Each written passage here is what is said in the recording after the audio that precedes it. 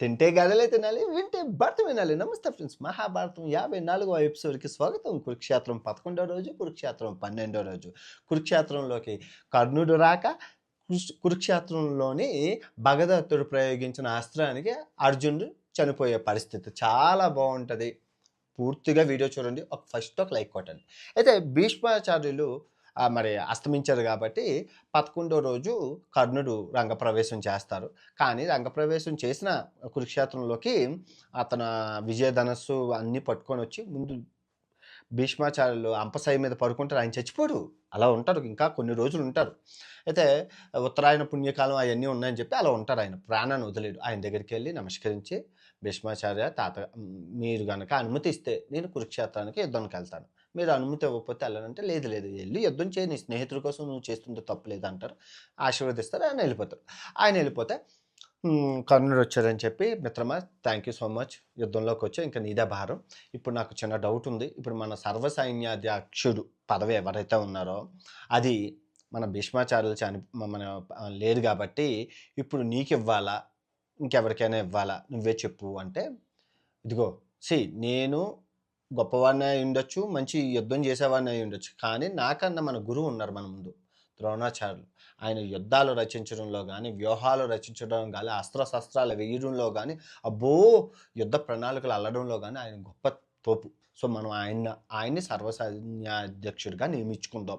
అదే మనకి మంచిది అని చెప్తే, సో, మొత్తం పాండవులు, కౌరవులు, కర్ణుడు ఈ గ్యాంగ్ అంతా ఆహ్, ద్రోణాచార్యుల దగ్గరికెళ్ళి, ద్రోణాచార్యులు గారికి నమస్కారం చేసి, "ఏమయ్యా వచ్చావంటే, ఈరోజు మరి సర్వసైన్యాధ్యక్షుడు తాతగారు చనిపోయాక మరి ఆ పదవిని మీకిద్దాం అనుకుంటున్నాను. మీరు ఉత్తోత్తములు, పుణ్యాత్ములు, మళ్ళీ సీనియర్ కూడాన, మా గురువులు. సో, మీ ఆధ్వర్యంలో మేమందరం నడుద్దాం అనుకుంటున్నారు. ఈ అశ్వహినీయులు అంతాన మీరేమంటారు" అంటే, "ఏం పర్వాలేదయ్యా! నువ్వు నాకిచ్చిన బాధ్యతను నేను నెరవేరుస్తాను" అని చెప్తే, ఆయనకి కిరీటం పెట్టి, మొత్తం అభిషేకం అన్నీ చేసి, అన్నీ చేస్తే, ఈ దుర్యోధనుడు చేసిన అతిథి మర్యాదలకి పొంగిపోయి, ఆనందించి, పరవశించి, "నీకే వరం కావాలో ఇస్తున్నాను కోరుకో దుర్యోధన" అంటాడు. అక్కడ దొరికిపోయాడు. అందుకే ఆనందంలో మనం ఎప్పుడూ ప్రామిస్ చేయకూడదు.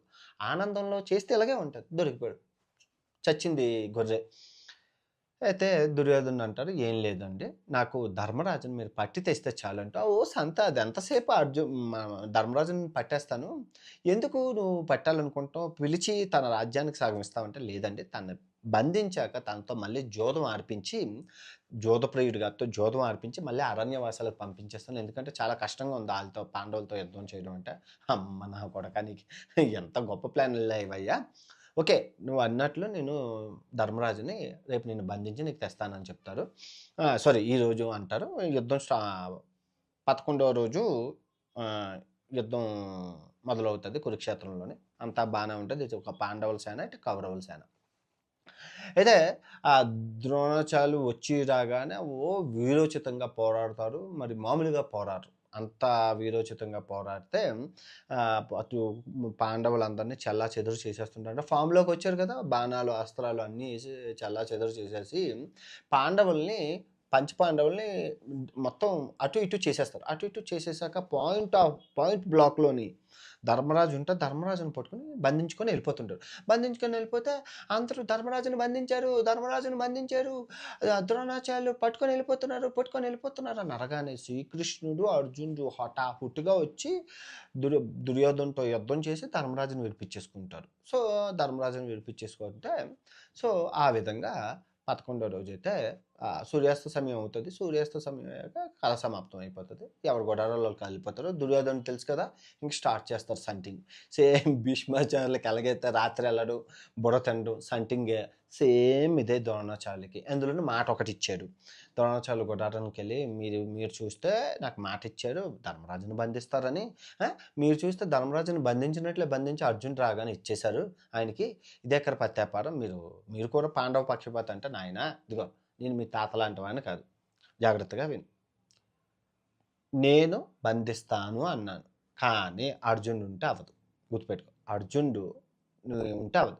నీ పని అర్జున్‌ని లేకుండా చెయ్యి. కథన రంగంలోని ఇంత తోపు, ఇంత సైన్యం ఉంది గదా! నువ్వు చేయలేవా అర్జున్‌ని కథన రంగంలో? అర్జున్‌ని నువ్వు దూరంగా తీసుకెళ్ళిపోయి నేను ధర్మరాజుని బంధించి తెచ్చేస్తాను. అయిపోయింది అంటే అలాగే అంటారు. ఓకే. అయితే ఈరోజు నేను అలా చేస్తాను. మీరు బంధిస్తారా? ఈరోజు బంధించేస్తాను అంటారు. అయితే బంధించేస్తుండ్రు అంటే ఏమవుతది? దటి దుర్యోధనుడు ఈ గ్యాంగ్ అందరి దగ్గరికెళ్ళి ఇప్పుడు ద్రోణాచార్యులు ధర్మరాజుని బంధిస్తారట. కాకపోతే మనకి అర్జునుడు ఫీల్డ్‌లో ఉండకూడదట. అంటే కురుక్షేత్రంలో ఉండకూడదంట. ఏం చేద్దామంటే సుశర్మ అంటారు, "ఇదిగో నా దగ్గర ఒక ప్లాన్ ఉంది అర్జున్‌ని. అర్జున్‌ని రెచ్చగొడితే రెచ్చిపోతాడు. రెచ్చగొట్టడంలో దిట్ట త్రిగర్తలు. సో, త్రిగర్తలు నేను 25,000 మంది త్రిగర్తలను యేసుకొని త్రిగర్తలంటే రెచ్చగొట్టేవాళ్ళు. ఆ రెచ్చగొట్టే రాజుల్ని తీసుకెళ్ళి నేను అర్జున్‌తో యుద్ధానికెళ్తాను. సో, ఆటోమేటిక్‌గా అర్జునుడు మాతో యుద్ధం చేస్తున్న సమయంలో ద్రోణాచార్యులు ధర్మరాజుని పట్టుకొని ఎళ్ళిపోతారు. అంటే అలాగే అంటారు. సో, ఇది తెలుసుకున్న అర్జునుడు ధర్మరాజు అంటాడు. ధర్మరాజు అంటాడు "అర్జునా చూడు ద్రోణాచార్యులు శపథం చేశారంటే షూర్ నన్ను ఈరోజు పట్టేస్తారు. ఈరోజు నేను దొరికిపోయానంటే నేను అయిపోతాను. నువ్వు నన్ను కంటికి రెప్పలా కాపాడుకోవాలి అర్జున. లేదంటే మనం ఓడిపోయే పరిస్థితి అవుతది" అంటే అన్నా గుర్తుపెట్టుకో నేనుంటుండగా ఫీల్డ్‌లో నేను ఈగ వాలనివ్వను గుర్తుపెట్టుకో అంటారు. సో, 12 రోజు కురుక్షేత్రం స్టార్ట్ అవుతది. ఎవరి వ్యూహాలతో ఆళ్ళొస్తారు. ఎవరి ప్లాన్‌లతో ఆళ్ళొస్తారు. ప్లాన్‌లు అందరికీ తెలిసినవే. అయితే ధర్మరాజు అర్జునుడు ముందుంటాడు. ధర్మరాజు ఎనకనుంటాడు. ఎందుకంటే కాపాడుకోవాలి కాబట్టి ఉంటారు. అంతా బానే ఉంటది. ఇటు సైడు కౌరవులు ఉంటారు. అయితే వచ్చి రాగానే సుశర్మ పిరికి పందా, "అర్జున చేతకానివాడా అన్నను కాపాడుకొని యుద్ధం మాతో చేయలేవా? చేత కాదా నీకు?" అంటే దానికి తోడు తానా అంటే తందాను అన్నాడు. త్రిగర్తలందరూ నోరు 25,000 మంది చేతకాని అర్జున ఆ గాంధీవం ఎందుకయ్యా? మా ఆవులు తోలుకోవడానికి నీ గాంధీవం ఇవ్వచ్చుగా, నీ బాణాలు ఇవ్వచ్చుగా, ఎందుకు చేతకానివాడా ఇప్పుడు ఒక వీరుడిని శాతకానివాడా అంటే ఎవరైనా ఊరుకుంటారా? క్షత్రియ ధర్మం అందులోనూ అర్జునుడు. ఒకడంటే అనుకోడానికి 25,000 మంది అరుస్తున్నారు శాతకానివాడా.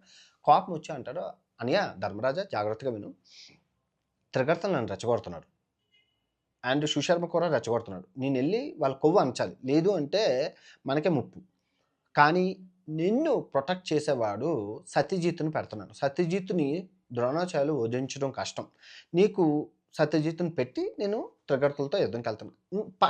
ఇన్ కేస్ ద్రోణాచార్యులు గనక సత్యజిత్తుని కొట్టేస్తే గనక నువ్వు యుద్ధ రంగం నుంచి పారిపో. ఎందుకంటే మనకు గురువుగారు యుద్ధ రంగం నుంచి పారిపోయిన వాళ్ళని గురువుగారు పట్టరని చెప్పి మనకి మన చిన్నప్పుడు క్లాస్‌లో చెప్పారు. సో, ద్రోణాచార్యులు నువ్వు పారిపోతే పట్టుకోరు. గుర్తుపెట్టుకో. ఆ పాయింట్‌ని పుట్టుకొని ఉండు అంటే అలాగే అంటారు. సత్యజిత్తుని పెడతారు అడ్డంగానే. ఆయన త్రిగర్తలతో యుద్ధం చేస్తుంటారు.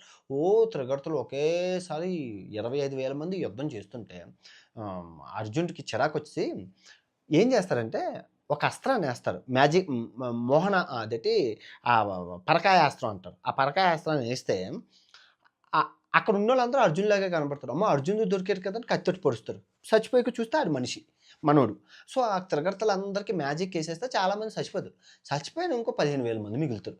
ఇంకా 15,000 మంది మిగిలితే ఒకేసారి అర్జునుడి మీదకొచ్చి పడిపోతారు. అర్జునుడి మీదకొచ్చి పడిపోతే శ్రీకృష్ణుడు ఉక్కిరిబిక్కిరైపోయి శ్రీకృష్ణుడు అంటారు, "అర్జునా నువ్వు ఉన్నావా లేదా? ఎక్కడున్నావురా బాబు? రా రా" అని అరుస్తారు శ్రీకృష్ణుడు. అరుస్తాడు. అంటే అర్జునుడు ఆళ్ళందరితో వెనక్కి తిరిగి యుద్ధం చేస్తుంటే శ్రీకృష్ణుడు ఒక్కడే అయిపోతాడు. శ్రీకృష్ణుడు రథం తోలాలి కదా! అడ్డంగా వచ్చేస్తారు అందరూ. అయితే ఇంతలో మన ద్రోణాచార్యులు దొరికాడు కదా అని చెప్పి ప వీళ్ళందరితో యుద్ధం చేసి సత్యజిత్ దగ్గరికొచ్చి సత్యజిత్తుతో యుద్ధం చేసి సత్యజిత్తుని పడగొట్టేస్తాడు. ఎప్పుడైతే అర్జునుడు చెప్పాడు కదా! సత్యజిత్ పడిపోతే పారిపోమని అర్జునుడు అంటే ధర్మరాజు పారిపోతాడు. పారిపోతే ఇంక మరి ద్రోణాచార్యులు పట్టుకోవడం అవ్వదు. పారిపోతున్నాను కానీ వెంబడిస్తాడు. పట్టుకోడు. వెంబడిస్తాడు. అంటే ఎక్కడైనా ఆగుతాడు. ఆగి యుద్ధం చేస్తాడు. యుద్ధం చేస్తే మళ్ళీ పట్టేద్దాం అనేసి. అయితే వెంబడిస్తుంటే ఇది చూసిన భీముడు, నకుల సహదేవులు అమ్మో! అన్నయ్య ధర్మరాజుని పట్టేస్తున్నాడు ద్రోణాచార్యులు అడ్డంకొస్తాడు. భీముడు, నకుల సహదేవులు ద్రోణాచార్యులు ఈజీగా కొట్టేస్తారు. ఈజీ. వీళ్ళొస్తారు, వీళ్ళు యుద్ధం చేస్తుంటారు. వీళ్ళు యుద్ధం చేస్తున్న అయ్యో తమ్ముళ్ళు యుద్ధం చేస్తున్న ధర్మరాజు వచ్చి యుద్ధం చేస్తారు. అయితే ఈ నలుగురు యుద్ధం చేస్తుంటే ద్రోణాచార్యులతోని ఆ సిట్యుయేషన్ చూసిన అర్జునుడు అంటారు, అని ఇప్పుడు ధర్మరాజును, తమ్ముళ్ళును ద్రోణాచార్యుల దగ్గర ఇబ్బందుల్లో ఉన్నారు. ఎలా వదిలేస్తే ద్రోణాచార్యులు తమ్ముళ్ళు ఎవరినో ఒకరిని చంపేస్తారు, అన్నయ్యని బంధించేస్తారు. శ్రీకృష్ణ ఏం చేయాలి అంటే, ఇదిగో నువ్వు ముందు ఈ త్రిగర్తలో అంతు చూడు, లేపేసాయి. వీళ్ళని లేపేశాక అక్కడికి వెళ్ళి అక్కడ ద్రోణాచార్యులు అంతు చూడు అంటాడు. అయితే ఆ లాజిక్ బాగుందని చెప్పి ఒక వాయువాస్త్రం వేసి మొత్తం వీళ్ళందరినీ చెల్లాచెదరు చేసేస్తారు. ఈ గుంపునంతా చెల్లాచెదరు చేసేసాక అప్పుడు రథం తీసుకొని ఈ నలుగురు ఉంటే అన్నదమ్ముల దగ్గరికి వెళ్తారు. ఈ నలుగురు వెళ్తున్నారని చెప్పి దుర్యోధనుడు అంటాడు, ఇదిగో భగదత్త నీ దగ్గర ఒక అస్త్రం ఉందన్నావు కదా, శంఖాస్త్రం. ఆ శంఖాస్త్రం ఎవ్వరి దగ్గర లేదు. కురుక్షేత్రం మహాభారతంలో ఎవరి దగ్గర లేని అస్త్రం భగదత్తుడి దగ్గర ఉంది. ఆ అస్త్రాన్ని ఇప్పుడు ప్రయోగించి అర్జున్ని నువ్వు ఆప్ చేయగలవంట అంటారు. అయితే భగదత్తుడు మదమెక్కిన, అంటే అక్కడ కురుక్షేత్రంలోనే అతిపెద్ద ఏనుగు మీద మదమెక్కిన ఏనుగు మీద వెళ్ళి అందరినీ చెదగొట్టి సైన్యాలన్నీ చెదగొట్టుకొని అర్జున్ని ఆపుతాడు.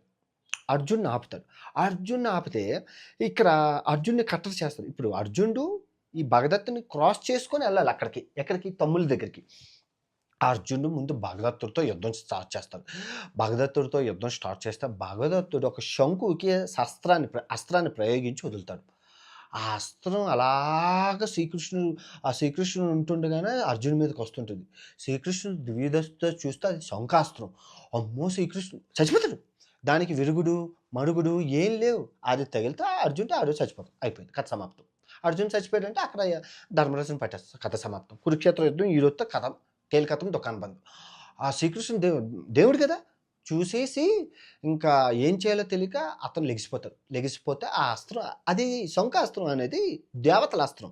ఆ దేవతల అస్త్రం పూర్వం ఒక కథ ఉంది దానికి.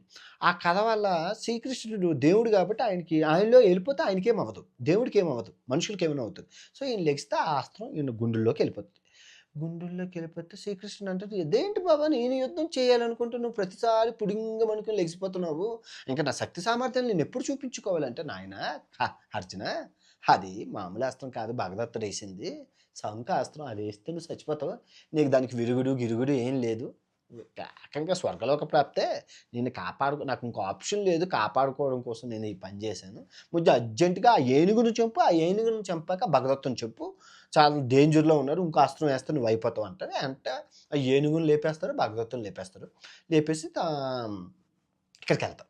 ఇక్కడికి వెళ్ళి యుద్ధం చేస్తుంటే అంతలో కర్ణుడు కూడా ఎంట్రీ ఇస్తారు. కర్ణుడు కూడా అటాకింగ్ పవర్ స్టార్ట్ చేస్తారు. కర్ణుడు, ద్రోణాచార్యులు మొత్తం వీళ్ళందరూ అటాకింగ్ చేస్తుంటే వీళ్ళు ఇటు సైడ్ ప్యానల్లో వీళ్ళు మొత్తం పంచపాండవులు వీళ్ళు అటాకింగ్ చేస్తుంటారు. అంత బాగానే ఉంటుంది. మధ్యలోకి మన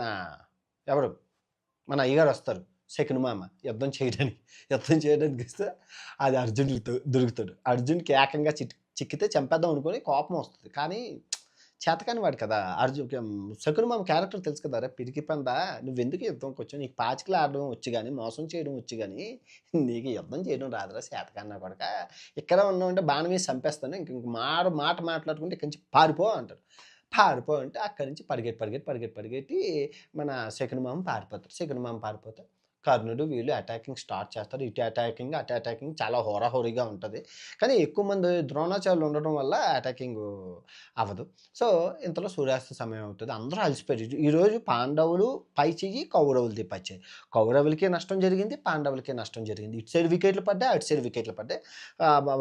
ఈరోజు 12వ రోజు యుద్ధం ఏంటంటే మీడియంగా సాగింది.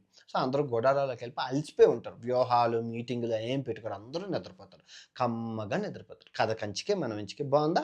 కురుక్షేత్రం 11వ రోజు 12వ రోజు. ఈ కథలో నీతి ఏంటి? ఆనందంలో ఉండేటప్పుడు ఎప్పుడు వాగ్దానం ఇవ్వకూడదు.